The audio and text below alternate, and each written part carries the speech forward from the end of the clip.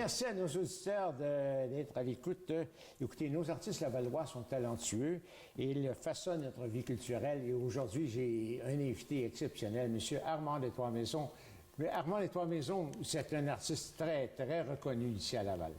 Disons que pas plus qu'il faut, mais simplement. Mais ceux qui ont été à Mirabel ont déjà vu de vos sculptures. Bien, naturellement que lorsque les sculptures étaient à Mirabel, il y avait plus de 400 000 personnes qui les voyaient à chaque année. Ils sont restés jusqu'à la fermeture en 2014. Et en 2014, compte tenu qu'ils démolissaient l'aéroport, le conseiller de la municipalité de Saint-Adolphe me dit « Il faudrait peut-être aller chercher ça parce que on va perdre un patrimoine que tu as fabriqué dans les années 89. » Et c'était quoi les sculptures? Expliquez donc. Les sculptures, c'était sur le thème « Je bicycle 89 ». Premièrement, ces sculptures-là ont été faites à partir de bicyclettes. Des bicyclettes, hein? Oui, parce que c'est le seul moyen de transport qui ne pollue pas. Et c'est aussi l'ensemble des œuvres, c'était pour faire l'éducation auprès des jeunes.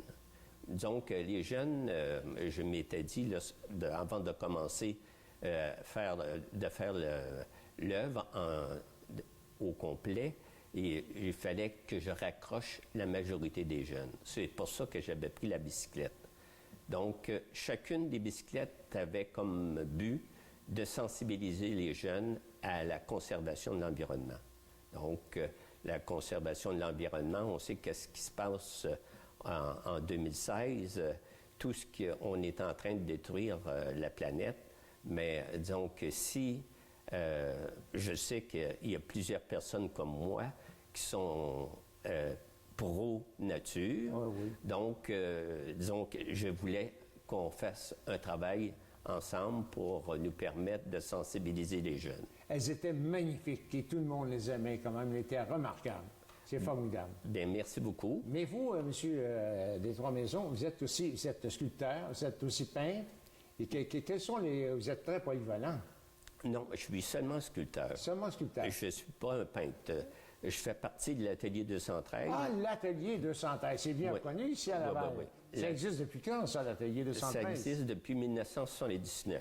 1979? Oui. C'est un atelier qui est supporté par la communauté de Laval. Oui. Donc, nous faisons surtout de la sculpture sur pierre. On fait le travail du bronze et de la c'est-à-dire que vous faites du moulage? On avait commencé par du moulage, mais maintenant, l'atelier est orienté plutôt vers la pierre. Vers la pierre. La pierre, je connais bien la pierre. Écoutez, bien compte tenu que vous faites partie de la pierre. Je fais partie de la pierre, oui. Oui. Disons que maintenant, il y a beaucoup de sculpteurs qui travaillent aussi le verre. Donc, c'est à partir de moulage aussi. Donc, l'évolution des arts visuels a un rapport avec le temps. Mais donc, l'atelier se trouve à quel endroit? Elle se trouve sur la rue Saint-Martin, juste à la limite de l'autoroute 13. Il y a une maison assez populaire à côté. Oui, Benjamin Papineau. Ah, c'est tout juste à côté de la maison Benjamin Papineau. Et à l'arrière, je crois que les ateliers sont là. Non, à côté. Plus près de l'atelier de l'autoroute 13. D'accord. Il y a le théâtre, là, qui se trouve... La grangerie? Oui, la grangerie. Qui se trouve juste derrière la maison Papineau. Et là, sur le terrain, il y a d'immenses blocs de pierre, je suppose. Bien, il y a beaucoup de blocs, mais il y a aussi une dalle. Une dalle sur laquelle les sculpteurs peuvent travailler durant l'hiver, c'est-à-dire pas durant l'hiver, durant la belle saison estivale. Donc, les sculpteurs peuvent faire des sculptures monumentales parce que nous avons un pont roulant. Et nous avons toutes les commodités pour lever les pierres pour mettre à terme nos sculptures. Oui, parce que ça prend un équipement spécial quand même aussi pour travailler la pierre, hein? Oui, parce que lorsqu'on travaille des blocs d'1 tonne ou 2, et il faut les tourner de bord, il faut les placer pour être capable de travailler en 3 dimensions. Vous avez des membres assez populaires. Il y a, à part M. Armand des Trois-Maisons, il y a d'autres peintres, il y a d'autres sculpteurs aussi de grande qualité qui produisent des choses merveilleuses. Il y a il y a autant des professionnels, des semi-professionnels, il y a aussi des sculpteurs qui viennent apprendre des techniques. Ah oui? Donc, les techniques telles qu'on l'utilise à l'atelier 213, c'est surtout la taille directe. Oui. Et le moulage, ou bien à partir d'une matrice pour faire couler des petits bronzes ou bien des bronzes de différentes dimensions. Vous êtes combien de membres à peu près? Nous sommes 38 membres cette 38 année. membres, c'est beaucoup quand même, parce que avec tout l'équipement que ça prend, ça fait de la poussière quand même. Oui, une chance qu'on y va d'une façon alternative. Parfois, on peut être une quinzaine sur la dalle. Parfois, on est 3-4, ça dépend des journées. Donc, chacun des sculpteurs qui font partie de l'atelier viennent lorsqu'ils ont un temps de libre, parce que vous savez que les gens en art visuel, il faut qu'ils aient un autre travail pour survivre. C'est le seul moyen de bâcler les fins de mois. OK. Ah, c'est formidable. Et à l'arrière, je crois qu'il y a plusieurs sculptures qui sont exposées aussi en arrière de l'atelier. Oui, il y a des sculptures qui avaient été faites en 2010, oui. Qui avaient été exposées au Centre de la nature. Oui. Puis ces sculptures-là, ils sont revenus à l'atelier parce que le Centre de la nature n'a pas pu faire l'acquisition. Bon. Donc... ça veut dire qu'il y a peut-être une lacune à ce moment-là, quand même. Pour l'intérêt de la ville à se procurer de ces sculptures. Bien, je pense que la ville n'a pas été capable encore de cibler ce que fait les gens de la communauté. On travaille en collaboration, mais il manque un petit coin pour permettre aux sculpteurs de placer leur sculpture dans le centre de Laval. Parce que quand on regarde, on fait tout le tour de toutes les anciennes municipalités qu'on comblé pour faire la ville de Laval, là, il n'y a pas beaucoup de sculptures en place. Non, très peu. Très peu de sculptures. Même que les sculptures qui existent, souvent, les gens les méconnaissent. Hein? Oui. Les gens les méconnaissent, puis ils ne savent pas où ils sont. Oui. C'est formidable. Maintenant, l'atelier 213 envisage une activité majeure bientôt. Oui, le 22 octobre. Le 22 octobre. Il faut retenir cette date. Oui. Ça va avoir lieu au Bois Papineau. Au Bois Papineau. Je vais vous donner l'adresse. Au centre communautaire du Bois Papineau. Oui. C'est bien connu ici à Laval. Oui. À côté du poste de police, c'est bien connu. Tout le monde connaît. Ben oui. Donc, ça, c'est une activité pour fêter notre 35e anniversaire. Le 35e anniversaire. Mais on était très jeunes, nous autres, à ce moment-là. Pas moi encore. J'étais déjà avancé en âge. Mais disons que c'est quand même une belle partie de plaisir qu'on devra se faire à cette occasion-là, parce que 35 ans, ça se fête. C'est important, oui. Il y aura un petit cocktail et on invite aussi tous les anciens membres qui ont passé à l'atelier 213 depuis pour souligner cet anniversaire-là. Ah bien. Et combien de membres? Qu'est-ce que vous allez avoir comme activité à ce moment-là?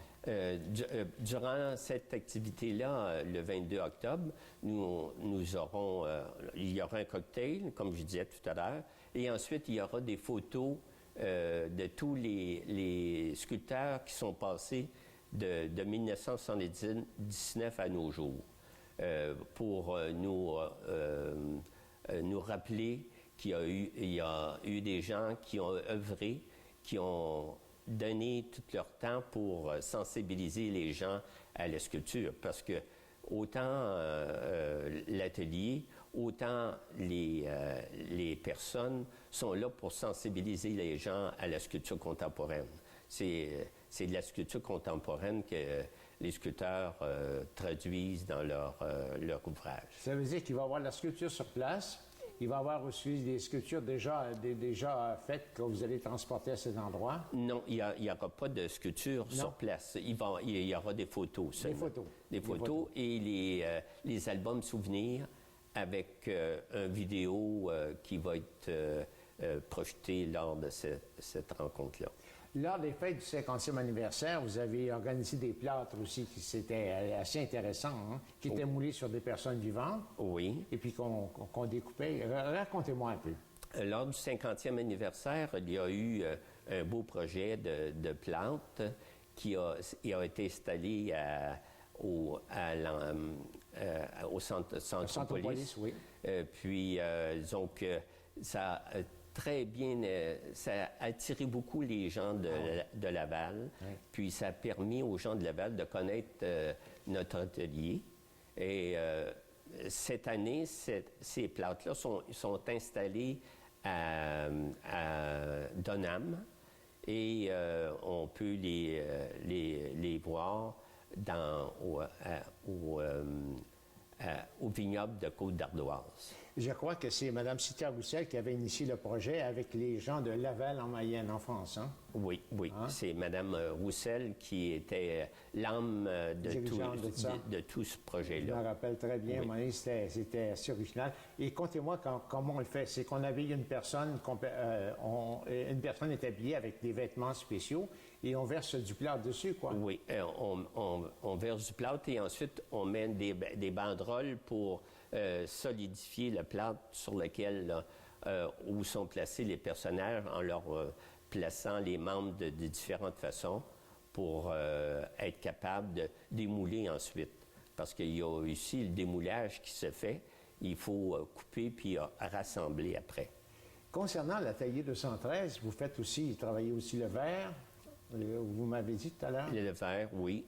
Le verre, il se fait à partir de matrices que les gens créent la première matrice et ensuite ils font un moule et ils enlèvent la cire à l'intérieur. C'est la technique du moulage pour le couler du bronze. Ah oui, à cire la perdue. même technique. Oui. Mais je sais qu'ils sont assez avancés là-dedans. Est-ce que vous avez des messages particuliers à nous annoncer aussi à faire concernant l'atelier 213? Disons que le message que je voudrais faire, moi, je voudrais inviter tous les gens qui sont intéressés à la sculpture à venir nous rencontrer. Ah, même pas intéressés. Je pense que c'est beau, qu'ils veulent voir quelque chose de beau et d'original. Oui, et s'ils veulent aussi adhérer à des techniques, oui. sont invités à venir nous rencontrer, puis ça va nous faire plaisir de les accueillir.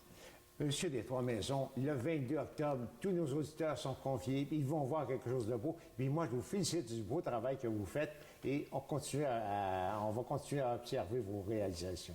Bien, je vous remercie beaucoup, ça me fait plaisir. C'est un grand plaisir, monsieur. Merci.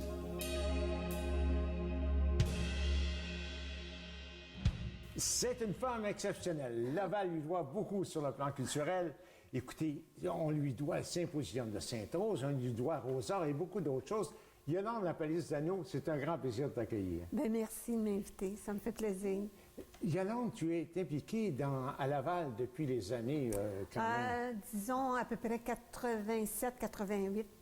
J'ai commencé 87-88 en étant... Bien, premièrement, j'ai fondé les ateliers du Vieux Sainte-Rose. Ça, c'était à Sainte-Rose. C'était à Sainte-Rose, c'était dans ma vieille maison. Oui. Sur la rue des Patriotes. Des Patriotes. Puis là, c'est ça. Lise de Maisonneuve a travaillé pour moi.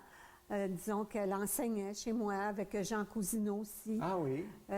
Puis, ouais, ça a été dans les années... c'est ça, 80. Mais puis, il n'y avait pas une petite roulotte que vous aviez fait aussi, quelque chose? Ça, c'est arrivé, c'est que en 89, on se préparait pour le 250e. 250e, oui. C'était en 90. Fait qu'en 89, moi, je faisais partie de la Société de développement du Vieux-Sainte-Rose. Ah oui. Avec Françoise Foss, Robert Roy, toute ce gang-là. Et puis là, j'ai décidé, il y avait Liliane Fournier qui est venue me voir chez nous, puis qui me disait que ça serait le fun de faire un concours Fait que c'est là où on a fait un concours, on a lancé ça aux artistes pour le calendrier de 90. Ah oui, le beau petit calendrier. Oui, tout je petit. je vais produire la photo ici aux autorités. Oui. Puis, en fin de compte, c'est ça. Fait qu'avec l'aide de Ville de Laval, dont les photographes, Jacques Gratton, toute cette équipe-là, Guy Ménard, dans ce temps-là, il y avait Charles, comment est-ce qu'il Oui, s'appelle? Garnier. Fait qu'ils nous ont beaucoup, beaucoup aidés, puisque ça faisait 25 ans à Ville de Laval en même temps que le 250e. En fin de compte, on a fait un calendrier. Et puis, là, après, c'est ça. Moi, on m'a nommée directrice de la permanence à Sainte-Rose. Fait que là, moi, j'ai demandé à la ville une petite roulotte rose pour vendre. On faisait une fête, une vente de fleurs. De fleurs. Bon. Ensuite, pour aussi les articles promotionnels. Fait qu'on vendait ça, tout ça. Fait qu'un coup, tout vendu, tout ça, après, là, j'ai demandé à Janine Blanchard, avec son mari dans le temps qui était là, Gérard. Puis là, il venait prendre soin de la petite roulotte, mais avec des artistes. Ah bon? Fait que c'est là où ce que Rosard... L'inspiration. Oui, puis là, ben c'était tellement comme agréable. Le monde sortait le dimanche, puis la petite roulotte était là, puis ça a emmené plusieurs artistes. Fait que là est venue l'idée de fonder Rosard. Qui était là pour t'aider à ce moment-là? Oh mon Dieu! On était alentour de la table de Lucienne Campeau, puis Paul, son mari, sa sœur Janine Blanchard. Ensuite, il y avait André Bernard, il y avait M. Cyr, dans le temps, il était conseiller municipal. Oui. Puis là, bien, M. Bernard, il nous a toutes incorporés. Et puis, c'est ça. Nos réunions se passaient alentour de la table sur la rue Venise à Sainte-Rose. C'est un petit groupe de personnes comme ça qui ont fondé Rosard. Oui, puis là, il y avait mes amis, il y avait Paulette, Georges Aimé qui est encore... Bien, Georges Aimé est arrivé en 95, je vais vous l'expliquer tantôt. Oui. Puis c'est ça, tous nos amis, là. Je ne voudrais pas en manquer. Mais aussi, pour le 250e, je reviens à ça, c'est qu'on était 3 femmes. Il y avait Françoise Foss, Oui. qui était Françoise Groux-Foss, qui était présidente du 250e. Il y avait Micheline Lecomte-Lachapelle, qui était directrice en communication. Puis il y avait moi. Puis on avait fait un pacte à 3. Ah bon? Micheline et moi, on est allés rejoindre à Éco-Nature Françoise, qui était là. Puis on a dit, si tu acceptes d'être présidente, on se tient. On s'est tenu tout le temps du 250e, puis on se tient encore. Malgré les hauts et les bas qu'on a eus, parce que c'était difficile, hein, travailler. C'est pas facile. C'est travailler... chacun notre tour, on a eu en tout cas, notre amitié maintenant est tellement solide. On se rend compte à chaque année. Il y avait aussi Aline Cyr, je pense, qui faisait partie du groupe aussi. Ça a été le symposium. Je l'ai-tu dit tantôt que j'étais allée à Bromont. Tu étais à Bromont, puis tu as été inspirée de ce qui se passait là-bas? Oui. Puis là, c'est là où j'ai rencontré Georges Aimé. Et puis, j'ai tellement aimé ça, le symposium à Bromont, que j'ai décidé de faire un symposium à Sainte-Rose. Fait que là, j'ai emmené ça à l'équipe, dont il y avait Aline Cyr, qui était une secrétaire extraordinaire, elle était tout le temps là pour m'aider, Aline, là. Oui. Il y avait Janine Blanchard, il y avait son mari, mais il y avait Louise Légaré, il y avait Jean-Pierre Légaré. Oui. Il y avait Françoise Cyr aussi. Oui. J'en oublie sûrement. C'était fantastique, je me rappelle très bien. Moi, j'étais très jeune à ce moment-là. Ma mère me permettait d'y aller. En tout cas, là, c'était tellement agréable. On avait le café des bénévoles. Oui. Il y avait le café, il y avait la grosse tente. C'était en 96, ça, dont... Non, ça, c'était le feuillet du premier symposium. Oui, puis que moi, je m'étais servi. Hein, c'est moi, c'est...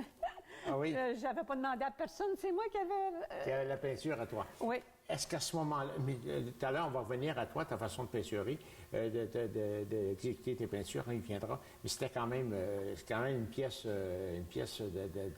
importante dans les symposiums. Ah oui, il n'y a pas beaucoup qui c'était mon cousin, Carl Dubreuil, oui. qui travaillait Alito Mélile. Oui, puis il faut dire que Puis il avait Peinture, il est un peintre. Puis lui il avait aussi, fait la également. commandite de tout ça. Et c'est formidable. Puis ça devenait comme une personne ressource aussi. Il y avait des personnes très généreuses. À ce moment-là, ça prenait ça pour vous aider quand même, parce que ça demandait beaucoup de coopération. Même à la ville, on était obligé de passer par des petits... Bien, écoutez, Maxime, je me souviens que Maxime Lacourse, Oui. qui c'est un grand peintre. Oui. Puis lui, il est comédien, il joue de la musique, c'est un grand peintre. Puis ma fille, elle travaillait sur Saint-Hubert dans les tissus. On avait commandé du tissu de plastique pour faire nos banderoles. Puis Maxime avait tout marqué nos banderoles, symposium, Puis quand la ville venait poser les banderoles, on sautait dans la rue tellement qu'on était contente, puis que, oui. tu sais, puis en tout cas, il se faisait des fêtes là, durant le symposium. Maxime jouait, Jean-Pierre chantait, c'était Mais immédiatement au début, ça a été un grand succès. un succès. On allait déjeuner au menu plaisir. Oui. Ma famille était tout dans ça. C'est ma famille qui... Robert Descarrés nous prêtait son restaurant. C'est ma famille, mes enfants, mon gendre, mon mari qui venait ouvrir le matin. C'était vraiment... Il y avait une histoire. atmosphère exceptionnelle. Il y avait une atmosphère exceptionnelle. Donc aujourd'hui, le symposium de Sainte-Rose qui existe aujourd'hui, c'est grâce à toi puis à toute ton l'équipe. groupe, Oui, à l'équipe. exceptionnelle qui a fait ça. Oui. Mais j'ai été une passionnée, puis je le suis encore. Moi, là, j'ai décidé un jour, je me suis levée un matin, puis je dis, moi, je veux aider les artistes, Oui. puis je veux mettre de l'harmonie, puis je veux pas qu'on se bitche, je veux absolument qu'il y ait de l'harmonie. Puis il y en avait de l'harmonie. On avait une équipe de bénévoles, là. Ah oui. Ah, c'était Exceptionnel. incroyable. La bouffe, l'accueil des artistes, c'était...